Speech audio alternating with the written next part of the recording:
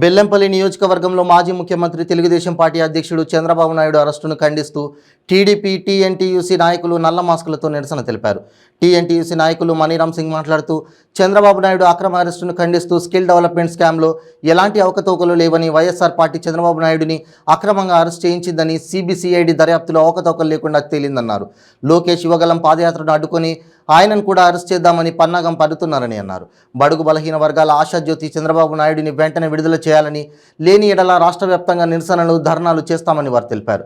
ఈ కార్యక్రమంలో పట్టణ ప్రధాన కార్యదర్శి TDP Jeevaratnam, Bollu Mallaiah, contract workers union నాయకుడు MD Hasan, A Sadanandam, G Raju, K Narayana, Mekala Rajaiah, Attar Khan Srinivas, Bellampalli area అధ్యక్షుడు డి చంద్రమౌళి, బి రాములు, వెంకటస్వామి తదితరులు పాల్గొన్నారు.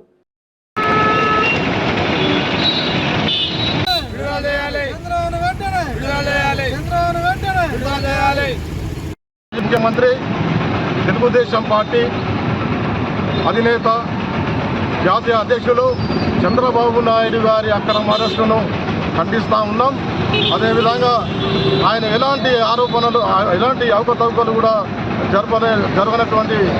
జరపలేదు. మరి అదే స్కిల్ స్కామ్లో కూడా ఎలాంటి అవకతవకలు కూడా పాల్పడనటువంటి వ్యక్తి మీద ఈరోజు అలాంటి ఆరోపణలు మోపి మళ్ళీ రిమాండ్కు పంపడం అనేది జరిగింది. నిన్న సిబిసిఐడి దర్యాప్తులో కూడా ఎంక్వైరీలు కూడా గౌరవ ముఖ్యమంత్రి గారు ఆయన చెప్పిండు ఏమని, నేను ఎలాంటి అవకతవకలకు పాల్పడలేదు అని జడ్జి గారు అడిగినటువంటి ప్రశ్నలకు సమాధానం చెప్పడం అనేది జరిగింది.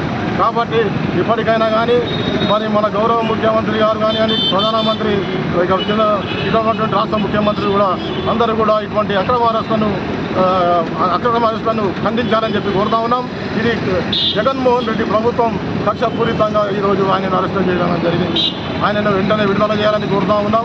అదేవిధంగా రాబోయే ఎన్నికలలో ఆంధ్రప్రదేశ్లో అక్కడి ప్రజలు చూస్తూ ఉన్నారు, మీరు చేసేటువంటి పనులు ఏం చేస్తూ ఉన్నారు ఏంటిదనేది. రాబోయే ఎన్నికలలో మిమ్మల్ని వైఎస్ఆర్ పార్టీని పొందబెట్టడం ఖాయమని చెప్పి ఆంధ్రప్రదేశ్ కాకుండా తెలంగాణ ఉమ్మడి రాష్ట్రం ఆ దినంలో ఎన్నో ఫ్యాక్టరీలు చేశాడు, ఎన్నో రకరకాలుగా మరి అభివృద్ధి చేశాడు. ఈ రోజున సింగరేణి కూడా ఎంతో అభివృద్ధి చేసిన ఘనత ఆయనకే దక్కింది.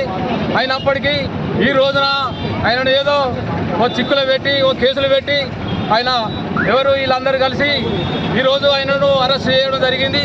ఆయన ఇప్పటికైనా 74 సంవత్సరాలు ఆయన ఉన్న వయసులో కూడా నేను ఏదైనా తప్పు చేస్తే నన్ను శిక్షించండి, నేను దేనికైనా రెడీ.